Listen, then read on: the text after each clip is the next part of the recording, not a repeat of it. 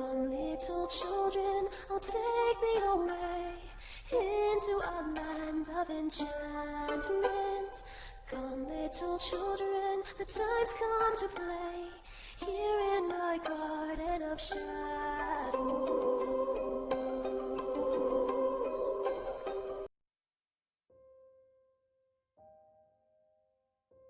Hello, I'm Runia, aka Media Adaptation. Welcome back to Moderation's 31 Days of Halloween. And it's Wednesday, which has become our default day to look at webcomics. And in our last poll, you guys voted for us to look at the next chapter on some of the ones that we did last month. So we'll start back at the top of the list with the next part of Skin Deep by Corey Bean. The story of a college student who finds an amulet that reveals that she's a descendant of a mythical creature, and discovering the wonder and danger that comes with it.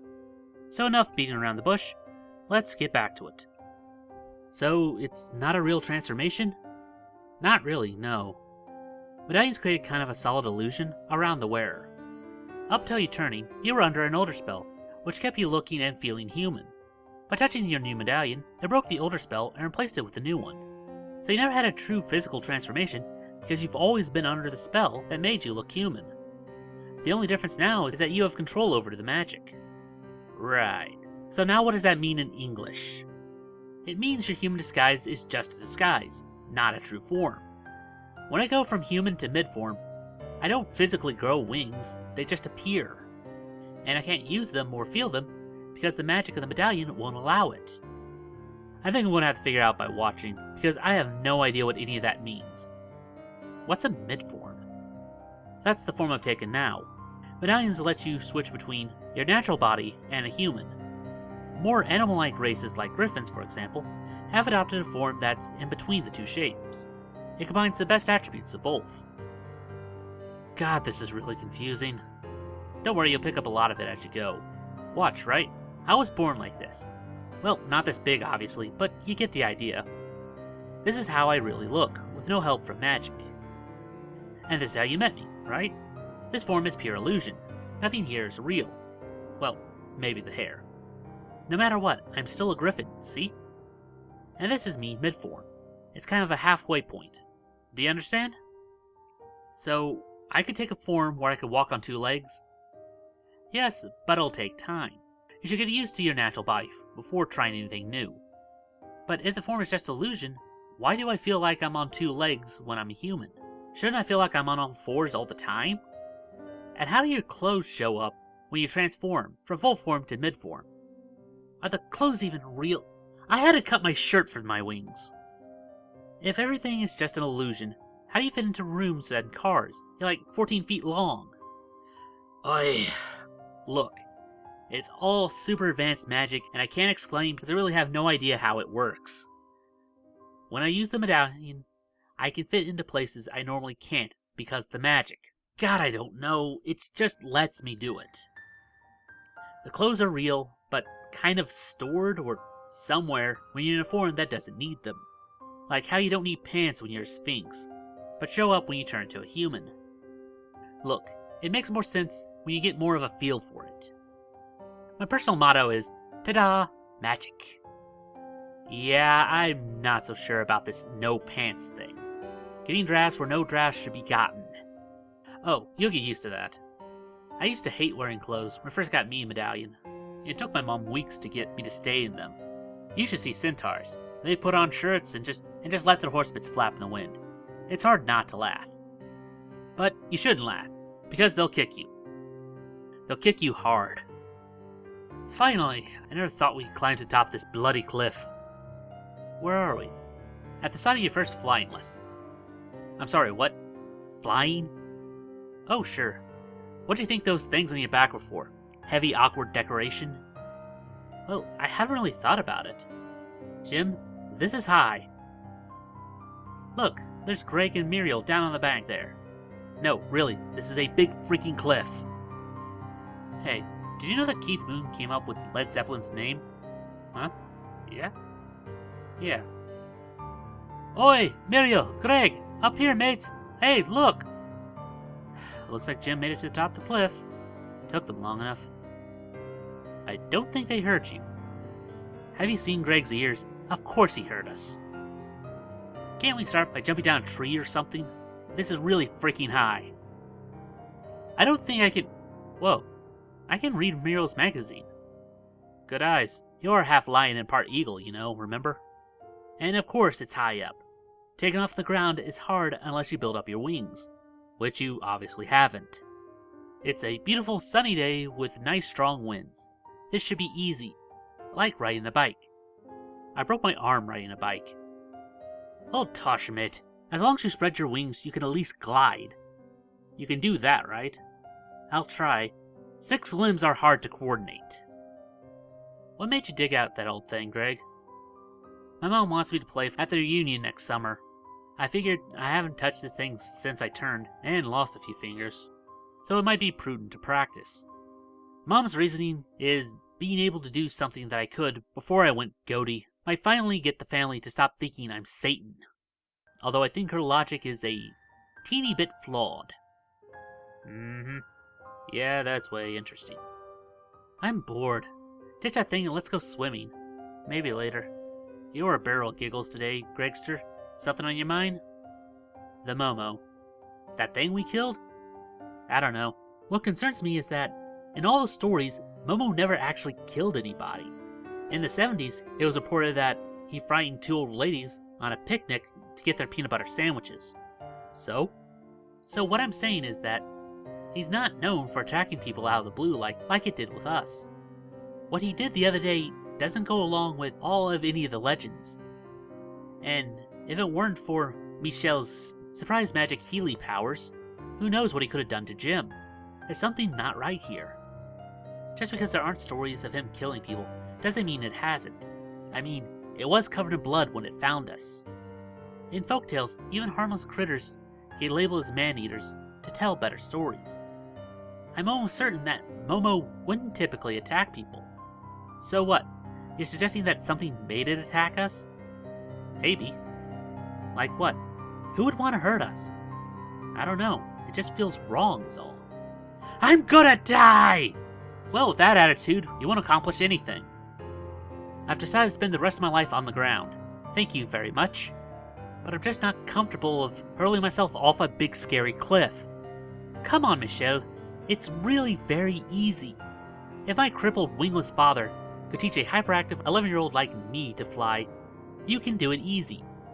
Wow, that's an amazing story. Can we get back down now? Blimey, what's that coming out of the forest?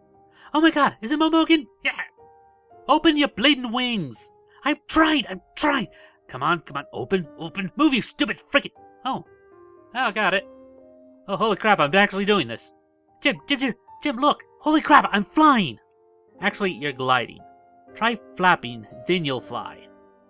Can you play that song from The Deliverance? I'd rather not. Oh my god! Oh wow! That was... Holy crap, wow! Oh man, I just jumped off a cliff and I'm not dead! Good god, that was awesome! And how dare you chuck me off a giant cliff? I could have dropped like a freaking rock! Well, it's how I learned. And I turned out fine, didn't I? It's not like you gave me much choice. Now let's try again, shall we? Again? I feel like we shouldn't brush off an incident like it was a fluke. I'm telling you, the Momo doesn't just attack people without warning or reason. You got a bit of ear sticking out of there, son. Is he still going on about this Momo business? Where have you been? He hasn't shut up about it. Greg has a point, though.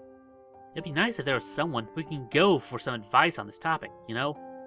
What about Eustace at the Avalon? He lived around here for a long time. He might know a few things. The Avalon?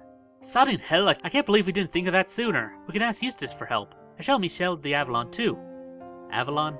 Cor, finish your crappy food. We're going immediately. Named after the magical, hidden island King Arthur was laid to rest on. More like mythical safe houses, they are. Where we can talk to others in the know, right? And here we are. There's something really anticlimactic about all this. After all the talking, I was expecting some sort of magic shop from Gargoyles or something. Oh, I used to love Gargoyles. An abandoned theater in a rundown strip mall is not terribly impressive is all I'm saying. Mostly abandoned. Buildings aren't really abandoned. We use them for shops and meeting places like this. So we keep them run down, so they don't attract attention. Wow, it looks much better on the inside. It's upstairs, you smartass. Don't want some punk off the streets peeking in and seen a bunch of magic crap, would we? Here we are. Wow. Is this a little more of what you were thinking? I can't think of anything sarcastic to say. Oh, good. Top of the morning to you, Eustace. What are you, Irish now, boy? The whole confusing the bumpkins with different accents game got old by the third week. Oh no, I'm Scottish. Why don't you know what Dutch sounds like? Blah, blah, blah. Did you stop by to harass me, or are you actually gonna buy something this time? Oh. Pardon me, missus. I didn't see you there. Criminy, Jim, did you find another one? Oh, right. This is Michelle. She's No, let me guess. Let's see. Mediterranean, feline, some avian. Another griffin? No, I'm winged lion, right, Shell? Yeah, just turned a couple weeks ago. Boy howdy, she's brand new, huh? Well, miss, my name is Eustace Swiftrunner, and as you probably gathered, this is my humble shop. I hope you're managing well. From what I hear, Turney's a right bastard, having to deal with all the new instincts and senses and whatnot. Well, aside from liking my steak rare, I guess I'm doing alright. She hasn't eaten any live squirrels or clawed up the furniture yet, at least.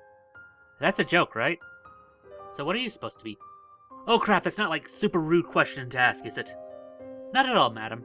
A little curiosity never hurt nobody. I am, in fact, a totem fox. Totem fox? Well, totem is a bit of a misnomer, I guess. Spirit animal. I belong to the Osage tribe. Native American animal guide? Oh, don't give me that blank stare. We're all over the Americas. Africa too, actually. Skinwalkers. Any of this ringing a bell? I'm not familiar. Typical Europeans. If there's no article in a medieval bestiary, then it ain't worth knowing. So what brings you four in today? Well, Eustace, we were wondering if you knew anything about the Missouri Monster. The Momo? I've just heard rumors like everyone else. A big brute he is, but harmless really. Well, unless you're a dog. Momo likes dogs. Told you. Well, he wasn't that harmless the other day. You saw him? Boy howdy, what was he like? Painful. He attacked us outright with no warning whatsoever. Any idea why? No clue. We were hoping you might know. Why, I don't know, sport. All the stories I've heard have always painted him as a right friendly beast, as far as big monsters are concerned. If all the tales are true, and he attacked you, something's wrong for sure. Told you. Put a sock in it, George. Possession's a possibility. Marshall! Evil spirits can make most anything act funny. Make your grandma punch you in the face, if they so please. Marshall, how long have you been eavesdropping? A crow? Raven. Crows are filthy animals. Oh, sorry. Oh, where are my manners? This is a good friend of mine, Marshall Cortez. Marshall's quite the Pan-American traveler. Maybe he could help my customers here. You look like a crow from Dumbo that fell into a production of Hair. Jim, that's rude, right? Yes. Jim! What do you mean by evil spirits? Like, demons? Demons are real? What would they want with us? Well, I've seen them dive right inside of folks and take control of their bodies. Saw it happen once in Oregon. Some demon jumped right inside of a kid, made him do some creepy things, eating some cats and stuff. That doesn't quite sound right. When Momo attacked us, he seemed more like a zombie, shuffling about and mumbling. Is that right? Well, the Momo's not supposed to be too bright. Demons might could have controlled him remotely. Seen it happen in Utah. That way, they can keep a lower profile, you know? But what would a demon want with us? Haven't the foggiest. Maybe they're just playing tricks. Well, we're tricksters too, Marsh, but we don't normally try and kill folks. Anything unusual happened that day? Not that I can think of, no. Says you! That was the weirdest day of my life! You don't say. Oh, she turned that day. But why would that attract a demon? If she had a lot of magic in her, turners like that usually let off a large amount of pent-up energy. Things like that are bound to alert something. But that shouldn't be the case. Here, thinking that she's just a winged lion and all. They're not known for having any supernatural powers.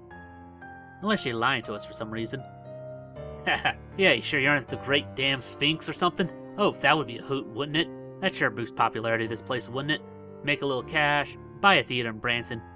The Last Sphinx, performing live at the Andy Williams Theater, with special guest, the Osmonds. Ah, screw the Osmonds. I would settle for no less than Yakov Smirnoff himself. This is the Last Sphinx we're talking about. Don't sell yourself short. Yeah, that's super funny, guys. What's going on over there? They saw the Momo. Seriously? Yeah, and then something about demons or something. Any other thoughts about why the demon would be interested in us? Unless they're the type of demons that specialize in terrorizing cursed griffins and shy satyrs. I don't see any particular reason, no. Maybe the whole thing was a fluke. Caught the Momo in a bad mood. I ran into a demon down in Arkansas a few weeks back. Seemed to be in quite a tizzy over something. Mentioned some nonsense about losing something or someone valuable. Don't see how that would correlate, though. I mean, you guys didn't manage to steal anything down in the city of Dis or grab something special, right? I would just like to know a little more about why a big, smelly monster wanted to eat our faces. Well, I'm stumped. Maybe you just ran across them while they were doing something else, you know? Wrong place, wrong time. Well, is there anything they can do to actually protect ourselves if something like this would happen again? Nothing special. Got a few charms here. Ward off bad luck, though. That might keep a few unsavories off you, at least. These here earrings are the strongest I got at the moment. They're actually plugs, but I made them into earrings since most folks don't go stretching out their ears much. They're filled with the standard anti-evil stuff. Wolfsbane, white oak, silver, holy water, iron, all the stuff. Can't guarantee your safety, but a little extra luck never hurt no one. Do you have your ears pierced, Shelley? Since kindergarten. Why? We'll take them. What? Jim, you can't afford fancy magic earrings. Old Tosh, I'm buying. What? Jim, no, I can't accept. Think of them as assurance, so don't get my glorious orange arse handed to me again, right? But, no buts, wear them. We done here, mates? Oh, wait a sec, I want to get this book. Thanks for helping out, Eustace. Nice meeting you, Marshall. Thank you kindly for stopping by, Mr. Finn. Synthetism in an unusual and unique neurological phenomenon where an individual's senses are essentially crossed. What that means is that one sense willingly triggers another, seemingly unrelated sense, sounds resulting in involuntary seeing of colors, for example. In grapheme colors, synthesis letters have specific colors and tints. In lexicon gastronomy, synthetical words trigger specific tastes in the mouth. In personifications, words and letters take down personalities of their own. These last two are very rare, of course, and hard to research. Yeah, just like that. See, Michelle? Not nearly as hard as it looks, right? You're positive no one can see us up here? Absolutely positive, love. Don't worry, Greg and Muriel have been haunting these valleys for years, and they haven't been caught. Careful of this updraft. I can't believe how high up we are. I've been flying since I was 11 years old, and I don't think I'll ever get tired of it. This is the only aspect of this whole ordeal that I enjoy. I don't understand how everyone acts so normal about all this monster magic stuff. Oh. I say it's my turn for this normal talk of yours. Normal depends on your definition, Michelle. I was born this way. I was hatched from an egg. My best friend is a lion. I used to date a Pegasus. Am I making my point here? I guess. It's normal, Michelle. It's all normal. But how do you go back and do the normal human things after this? All the things I used to do seem so mundane and empty. There's no secret to it. They think you're trying too hard to keep your Sphinx and your human lives separate. But they're all the same, right? On 2 legs or 4. You're always Michelle Jocasta. Yeah, but when I'm on all 4s, I've got demons and monsters that want to eat my face. I don't know a lot about Sphinxes, but they're supposed to be legendarily powerful. You heard Michelle and Eustace at the Avalon. Power tends to attract seedy beings. Why'd you tell them I was a winged lion? Flying lions and sphinxes are close enough physically, so I thought we could bluff it, and he believed it. But why lie at all? Maybe they could have helped us. The reveal of an extinct race might raise a few eyebrows. I figured we should find out as much as we can before the news gets out. Before news gets out? Everybody knows about the Great War, Michel. When word gets out that a Sphinx survived, after all these years, it's gonna be a big thing. I don't want any of this, Jim. I didn't ask to be the lone survivor of some centuries-old war that attracts demons and monsters. It's not fair. God, would you like some cheese with all your wine? What? You're not the only person with unfair problems, Michelle. You might not have noticed, but Greg loathes satyrs. And even as a human, he can't hide that he is one. Why does Greg hate satyrs? If you stop whining about your own problems for 4 minutes, you might find out. Muriel loves being a Nixie, but her parents are terrified of her. The shock of finding out is a cause of her father's health problems. She didn't mention anything about that. Did you even stop to ask why her family moved to Missouri from San Francisco? I've had to live with being pointed and gawked at for years because of the way I look. Green hair isn't normal for griffins? It's part of a family curse or something that crops up every once in a while. I grew 2 feet taller and 3 feet of hair overnight on my 16th birthday. Grows back when I cut it too. Really? How do you deal with that? Well, there's nothing I can do about it, so why worry, right? Staying human the rest of your life is an option, but you'll never be the person you were before you turned.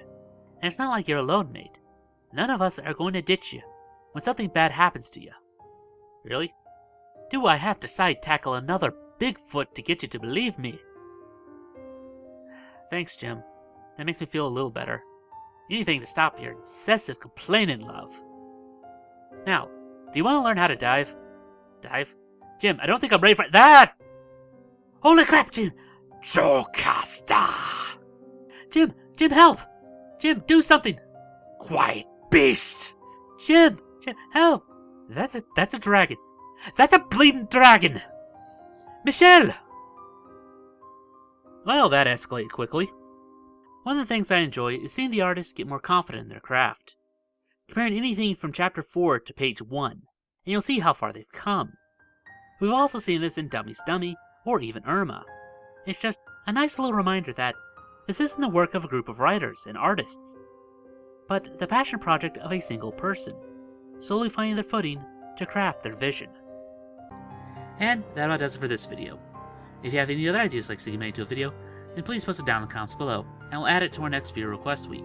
It's now time for the part of the show where we ask you to help us appease the YouTube algorithm by dropping a like, share, or comment. It helps out much more than you'd think. And if you haven't subscribed yet, then it's very much appreciated.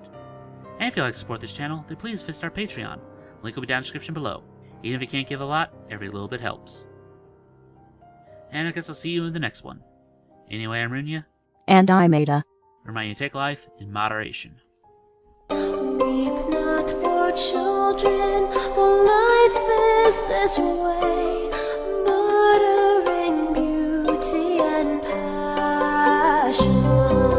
Hush now, dear children, it must be this way, to weary of life and deception.